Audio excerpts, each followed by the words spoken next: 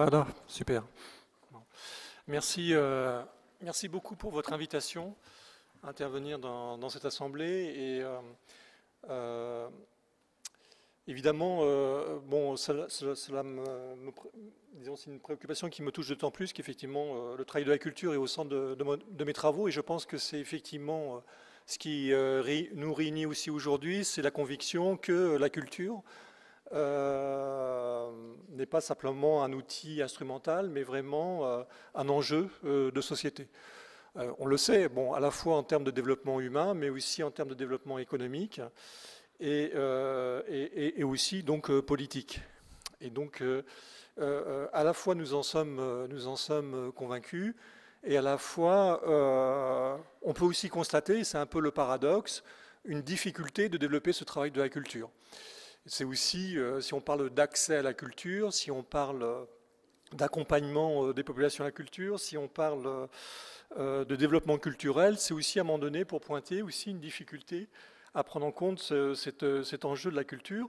Et mon rôle peut-être un peu ce matin, peut-être un peu en décalage, puisque je suis évidemment avant tout un chercheur, donc je vous renvoie des questions, je n'ai pas les réponses, ça peut être aussi un peu frustrant, mais de vous renvoyer à ces questions-là, c'est aujourd'hui comment justement développer cette question du travail de la culture.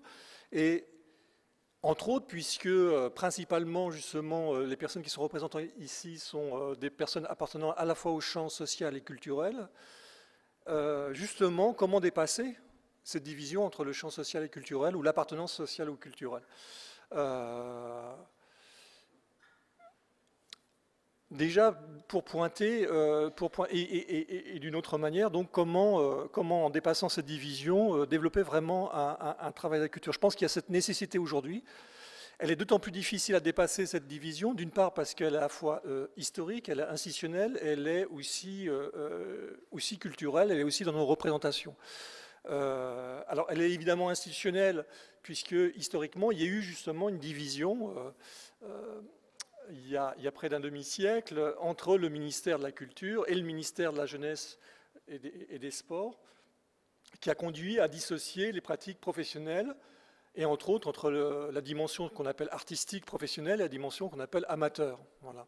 Donc là, il y a déjà une première division qui s'est séparée entre ce qui pourrait effectivement être un art soutenant la création, la professionnalisation, et de l'autre côté, le champ social et culturel ou socioculturel avec l'animation socioculturelle. Donc là, il y a une division qui est assez, ou un choix institutionnel et politique, et sur lequel finalement nous vivons toujours.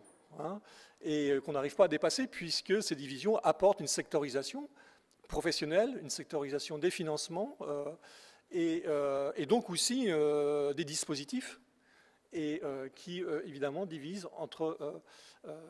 et donc cette division institutionnelle amène aussi une division socio-professionnelle avec des corps de métier dans les deux champs respectifs. Donc je ne vais pas faire la liste de tous les métiers représentés, mais ils sont de plus en plus vastes, hein, entre les opérateurs culturels, les agents de développement, les gestionnaires de structures, les animateurs socioculturels, en passant par les consultants, l'ingénierie culturelle, etc. Le secteur s'est largement professionnalisé, mais en se professionnalisant, il n'a pas non plus réduit finalement cette coupure entre le champ social et culturel, mais peut-être même d'une certaine manière l'a accentué. Donc il est toujours aujourd'hui difficile de sortir de ces représentations qui se sont cristallisées autour de fonctionnements légitimés ensuite par des missions et qui finissent par afficher comme évidence cette séparation et qui amènent des représentations. Alors on va dire par exemple, on va apporter la culture aux personnes défavorisées ou la culture aux quartiers populaires ou permettre d'accéder à la culture.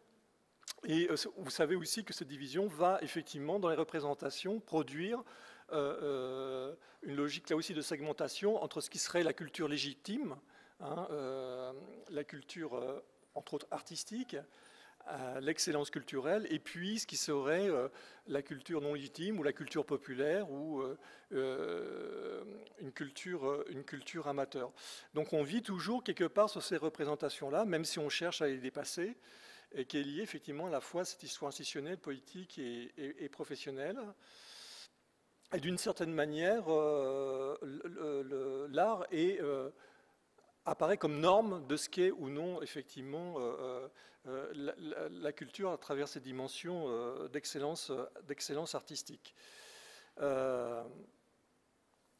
Et donc ces divisions-là a généré aussi donc, ce qu'on pourrait appeler le milieu culturel. Si nous définissions le culturel par les personnes et les organisations qui vivent d'un métier en rapport à la culture,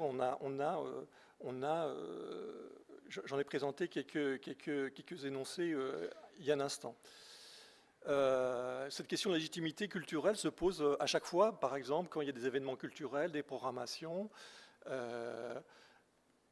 et a été d'une certaine manière cristallisé autour de débats depuis une trentaine d'années, autour de ce qu'on appelle la démocratisation culturelle et la démocratie culturelle.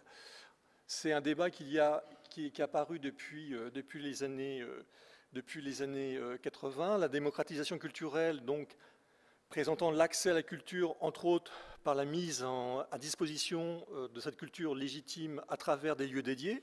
C'était le rôle des maisons de la culture, entre autres. Et selon donc la vision de rapprocher les publics des œuvres artistiques majeures à travers le maillage déconcentré de ces lieux. Donc c'est à légitimer quelque part ce dispositif de démocratisation culturelle des lieux. Enfin, il est passé avant tout par ces dispositifs de lieux. Et puis apparu à partir des années 80 une autre dimension qu'on a appelée la démocratie culturelle, qui était aussi à un moment donné la nécessité politique de reconnaître de nouvelles pratiques émergentes,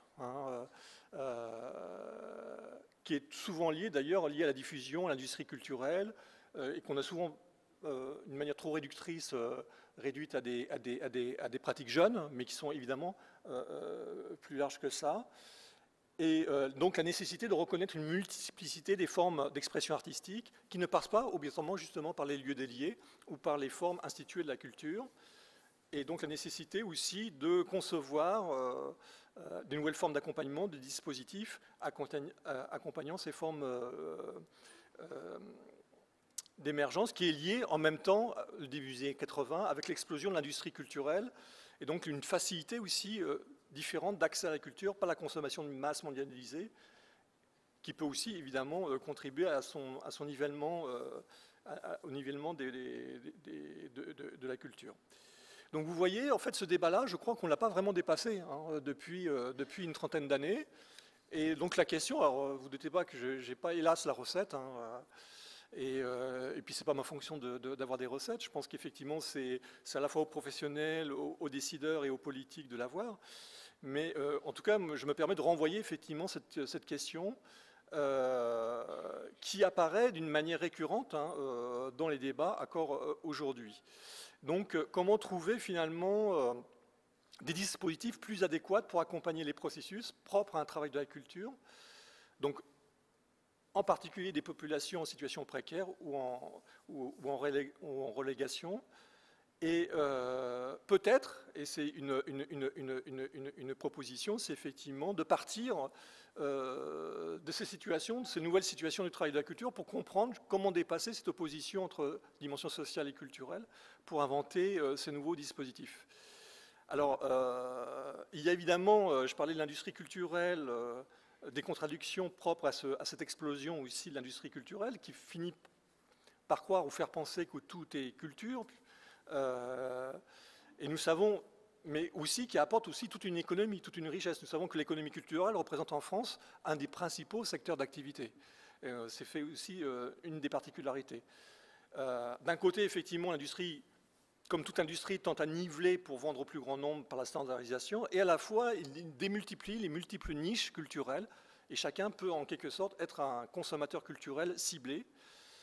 Et ces mêmes supports culturels a permis aussi de diffuser d'un point de vue mondial ce qu'on appelle aussi la world culture, c'est-à-dire qu'effectivement aujourd'hui on peut toucher différentes formes d'expression et formes esthétiques à travers le monde grâce à ces nouveaux supports qui a commencé par le disque, puis ensuite l'image et ensuite le numérique. Et c'est une nouvelle donne qui peut aussi nous amener, pas simplement en termes d'outils, mais aussi en termes de réflexion de dispositifs, c'est aussi l'avènement à partir des années 2000 de ce qu'on appelle la culture numérique. Effectivement, là, il y a une nouvelle donne qui apparaît, qui justement dépasse la question justement entre ce qui serait la culture de l'industrie culturelle, la diffusion de l'industrie culturelle, et d'autre côté les fonctions du ministère de la Culture et des institutions dédiées, qui est le rôle effectivement aujourd'hui de la culture numérique, qui se borne pas, même si c'est sa définition, à la dématérialisation des supports culturels, mais elle bouleverse aussi notre rapport à la culture dans toutes ses dimensions humaines, sociales et économiques. Une des conséquences est ce qu'on pourrait appeler la naissance d'une culture individuelle, non seulement dans les pratiques culturelles dites légitimes, mais aussi la capacité à un moment donné de construire sa propre culture personnelle et son propre mode d'accès à la culture.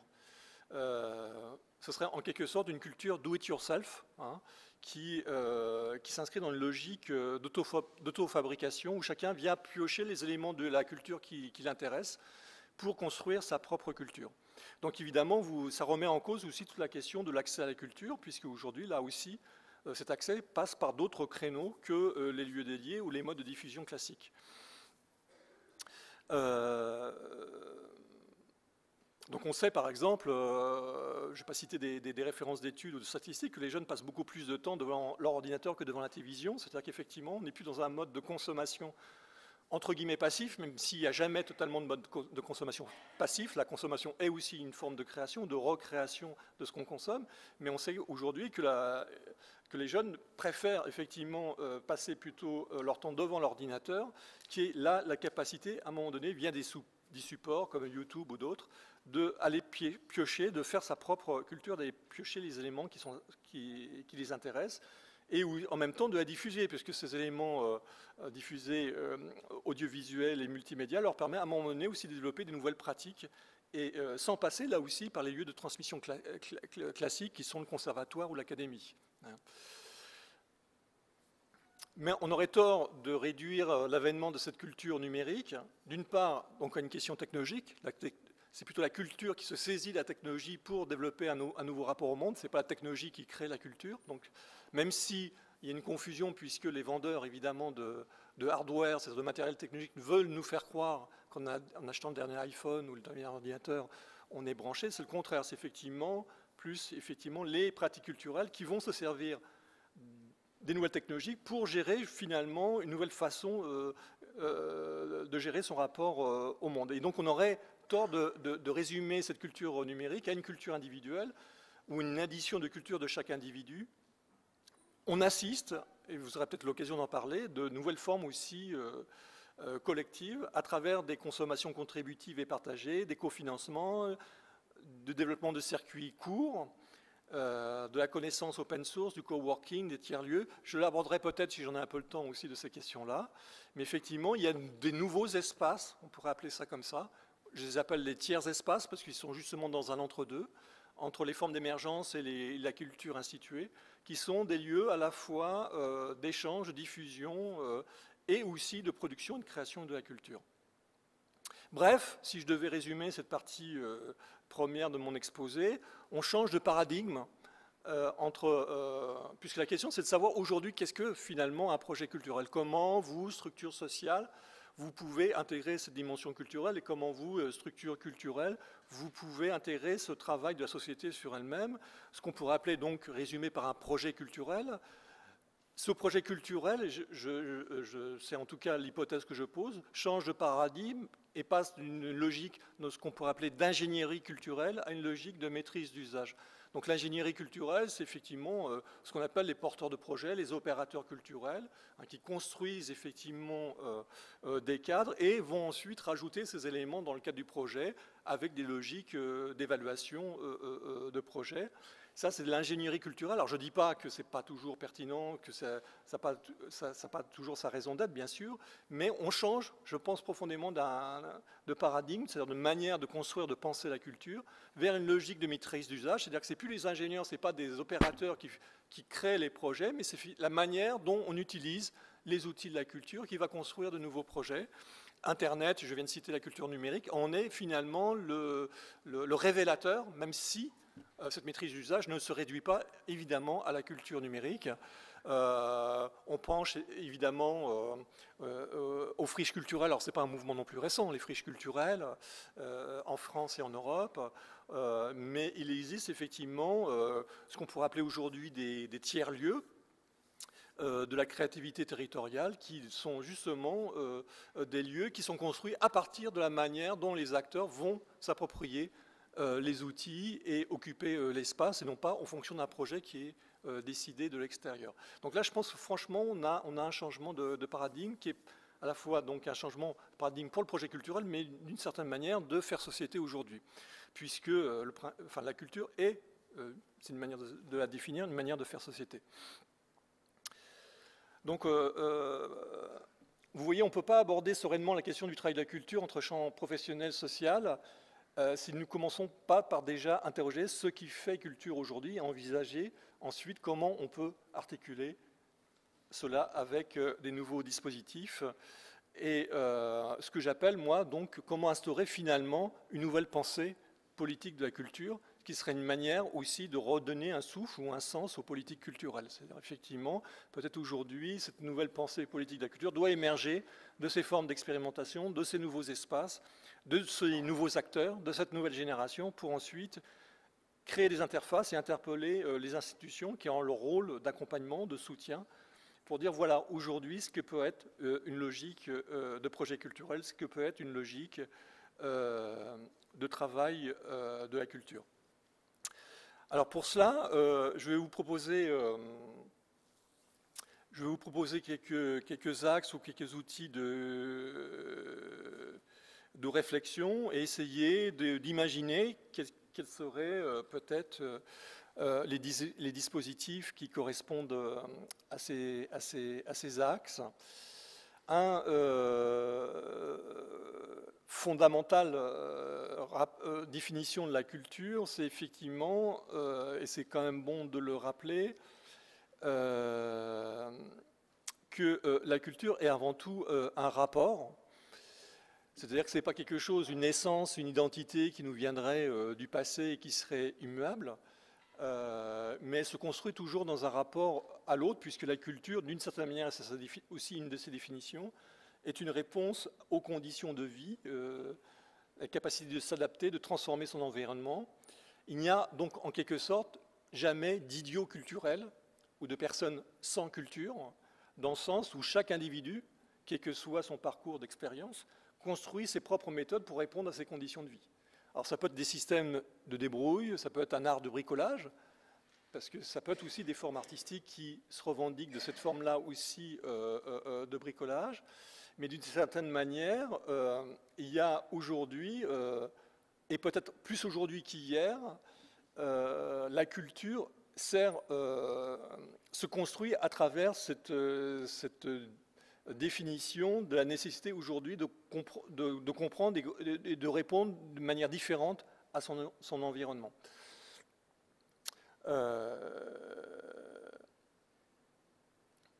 Ou, dit autrement, qu'est-ce qui fait aujourd'hui les espaces du commun? C'est-à-dire, qu'est-ce qui fait aujourd'hui qu'une diversité peut se regrouper?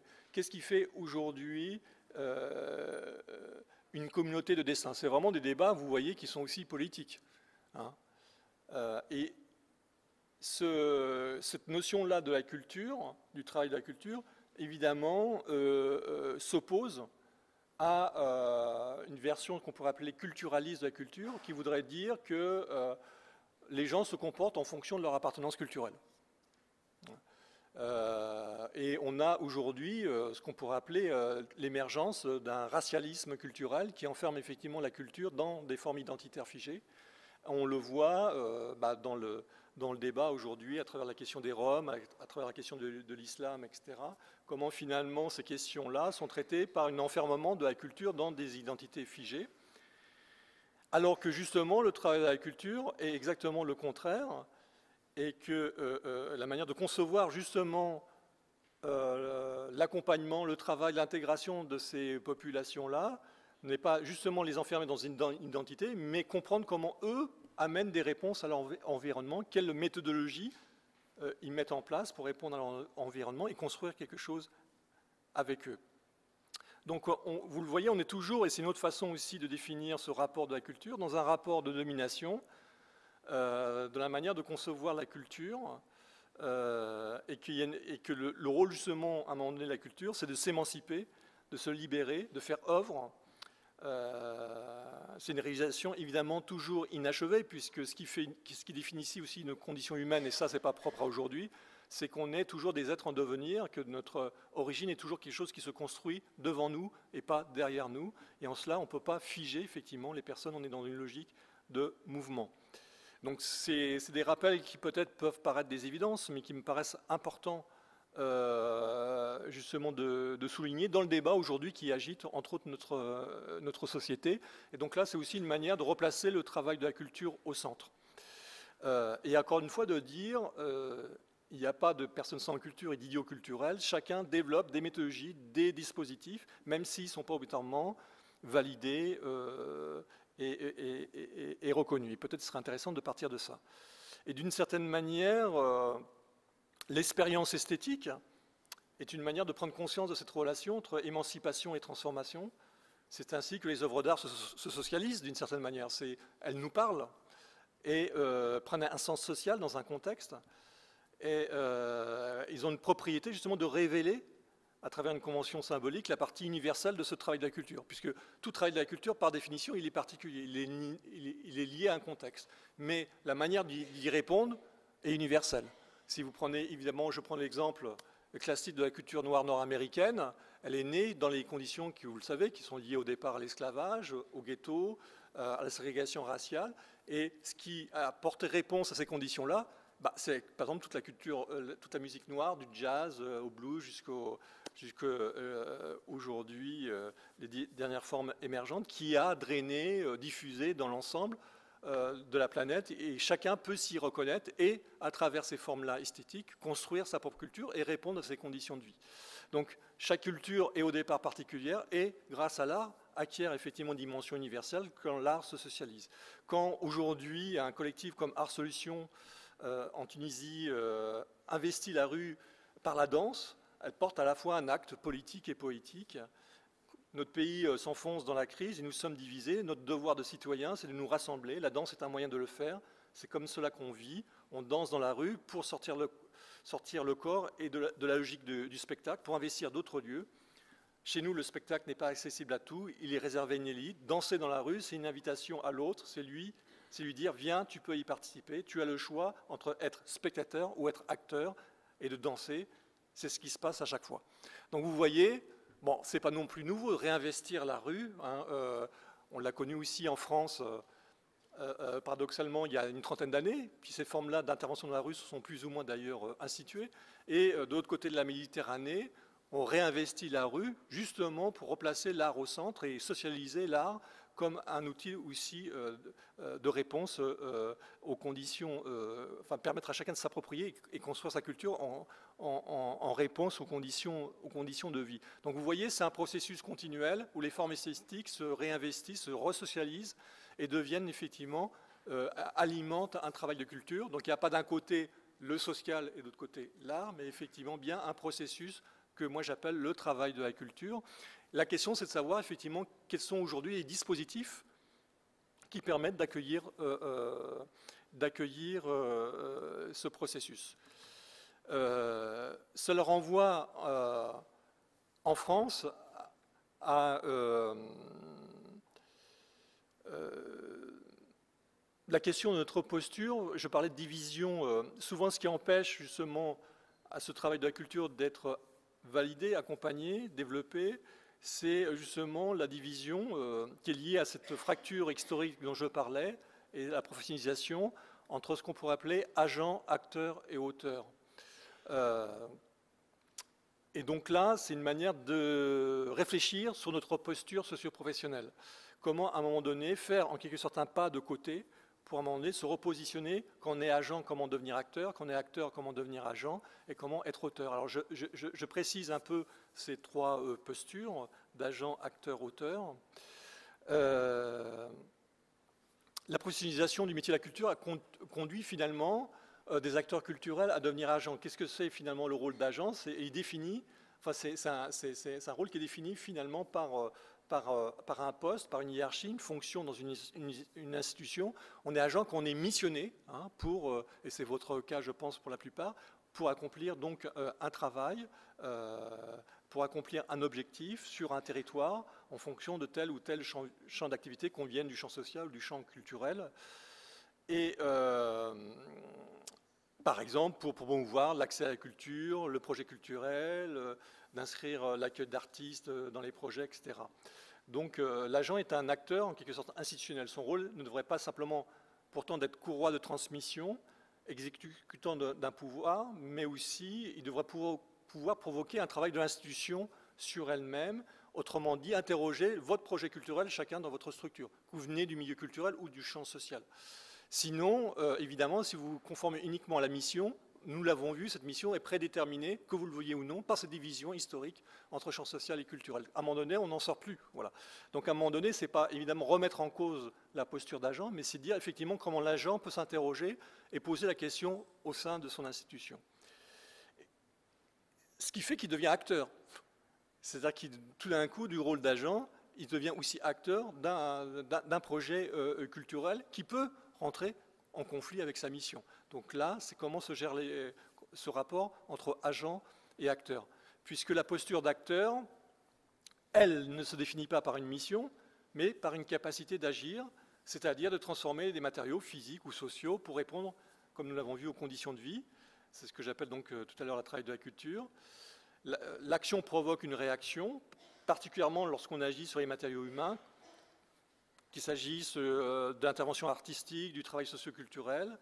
On transforme des matériaux et ces matériaux nous transforment. Mais l'acteur ne devrait pas simplement être réactif, mais aussi proactif, c'est-à-dire la capacité, à un moment donné, de provoquer des situations pour imaginer justement des nouveaux dispositifs. L'acteur n'est pas quelqu'un qui est là pour reproduire une action existante, mais pour imaginer ou réagir par rapport à ce qu'on lui renvoie, mais aussi proposer aussi de nouvelles situations. C'est un peu la notion d'empowerment, hein, c'est-à-dire la capacité à un moment donné, qui est issue finalement des luttes sociales, hein, même si une version plus, j'ai envie de dire, néolibérale d'empowerment, qui est de dire adaptez-vous face aux déficiences de l'État, répondez par vos propres moyens à vos conditions de vie. La capacité à un moment d'agir de l'acteur est née finalement de cette nécessité de se saisir des outils, de répondre, de créer des nouvelles situations. Et la troisième dimension entre acteur et agent, c'est la dimension d'auteur. C'est à un moment donné comment on peut, d'une certaine manière, ce processus, cette relation entre agent et acteur, comment ce qu'amène ce processus peut servir de nouveau référentiel. Comment on peut le diffuser. Cette signature, elle peut être individuelle, elle peut être collective. Souvent, on réduit la notion d'auteur à la dimension, j'ai envie de dire, de propriété intellectuelle. Pour moi, elle le dépasse. Ça peut être aussi un travail collectif et qui permet justement d'identifier les processus. L'auteur pose des référentiels et ces référentiels permettent à chacun de se repérer dans un cheminement. Par exemple, la culture numérique s'inspire plus d'une logique open source, c'est-à-dire de dire on est co-auteur des processus, hein, on est coproducteur, par exemple, des travails de la culture, de la production culturelle, et selon le principe que plus on partage, plus on devient riche. Donc c'est la logique de la culture numérique s'inscrit effectivement dans cette logique-là du partage. Donc on voit ces trois postures agent, acteur, auteur, comment justement la questionner aujourd'hui dans vos structures. Hein.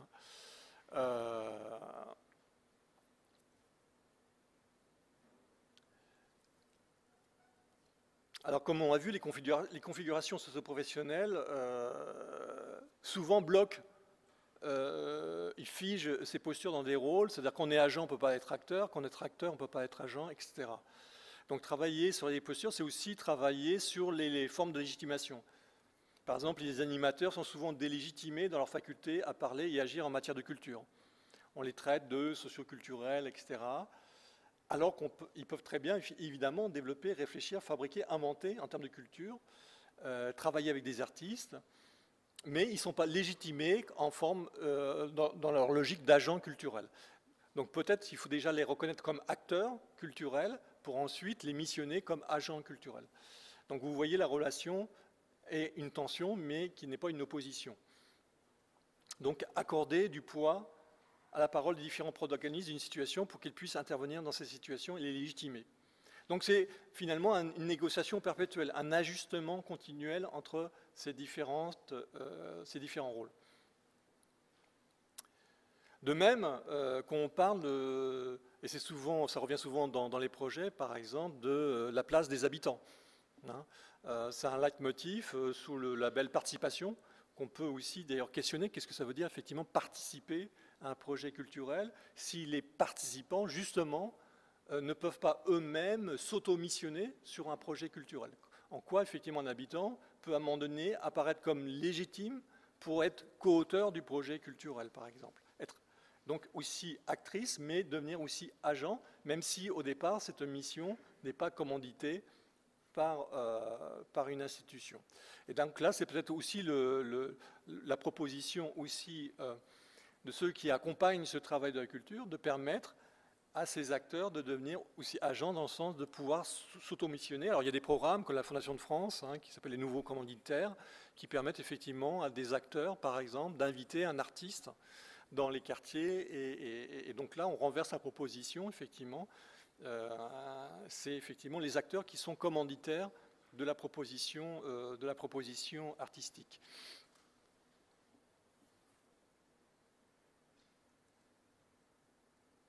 Alors souvent, accorder une légitimité, là aussi on est dans une tension, parce qu'accorder effectivement une légitimité d'agent à un acteur populaire, alors j'entends par acteur populaire justement au départ celui qui n'est pas missionné, qui n'est pas reconnu dans sa maîtrise en quelque sorte d'usage.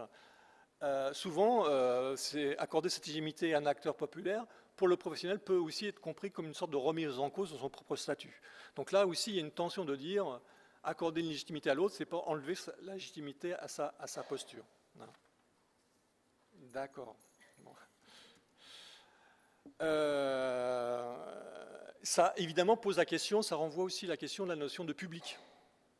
Puisque c'est aussi, là, comme le terme de participation et d'habitant, c'est un terme qui revient souvent dans les projets culturels. Qu'est-ce qu'un public? Et par opposition, qu'est-ce que serait un non-public? Voilà, bon. Est-ce que c'est des personnes non cultivées qui ne fréquentent pas les lieux culturels? Est-ce ça un non-public? Un bénévole, un habitant, un militant ou un professionnel n'a-t-il pas une vision sur de la culture et des compétences justement en tant qu'acteur?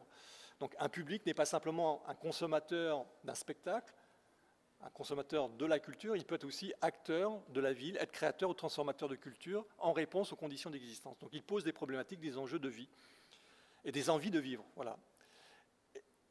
Donc on peut imaginer là aussi, je parlais tout à l'heure de la commande populaire, la capacité de s'automissionner pour développer un projet culturel. Imaginez aussi que le public soit aussi coproducteur. Je pense par exemple au réseau qui se développe aujourd'hui de ce qu'on appelle les AMAP culturels. C'est-à-dire à un moment donné, comment des habitants, des acteurs peuvent cofinancer et coproduire un projet culturel. Bien sûr, l'artiste reste aussi dans son travail artistique, le travailleur social reste dans sa logique de travailleur social, mais à un moment donné, c'est en quelque sorte le projet qui les réunit, sans d'ailleurs savoir obétamment ce que va devenir cette production artistique, puisque un peu comme le panier du paysan, on commande un panier, on ne sait pas à la fin ce qu'il y aura dans le panier, mais le principe de la MAP, c'est qu'on est coproducteur de ce travail-là.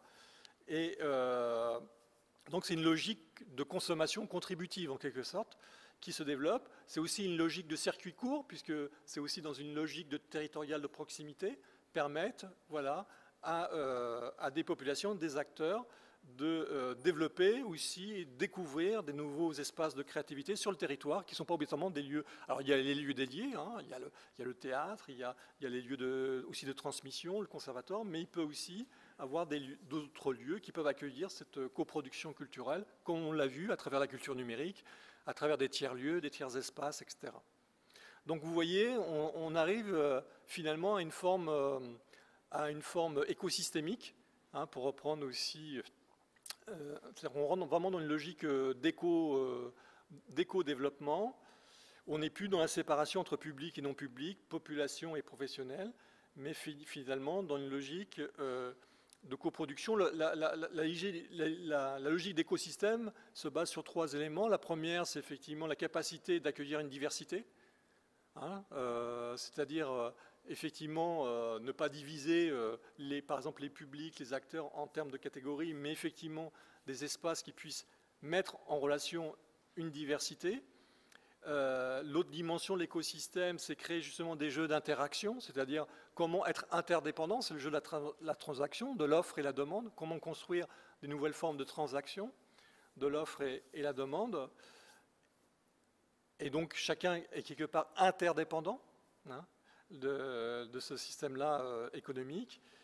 Et la troisième dimension de l'écosystème, c'est la régulation. C'est qu'à un moment donné, il y a des formes, on fait confiance finalement au système pour trouver les propres réponses à ces problèmes. Voilà. C'est de dire finalement les réponses ne viennent pas d'en haut, mais dans la capacité effectivement au système à y répondre. Et donc on se donne les outils pour y répondre. Et donc ça permettrait, puisque je crois mon temps est bientôt terminé, de considérer justement d'avoir une approche systémique de la culture, et donc de ne pas séparer ce qui a été encore une fois une séparation historique, par exemple les processus de sensibilisation, de création, de transmission et de diffusion. Si vous voyez la manière dont il construit ces processus, bien souvent elle est répertoriée en fonction de lieux par exemple dédiés, hein. Il y a des lieux consacrés plus à la diffusion, des lieux consacrés plus à la transmission. On laisse la sensibilisation plus, par exemple, au secteur socioculturel. On voit qu'il y a une division du travail de la culture qui est préjudiciable, justement, à ces formes écosystémiques.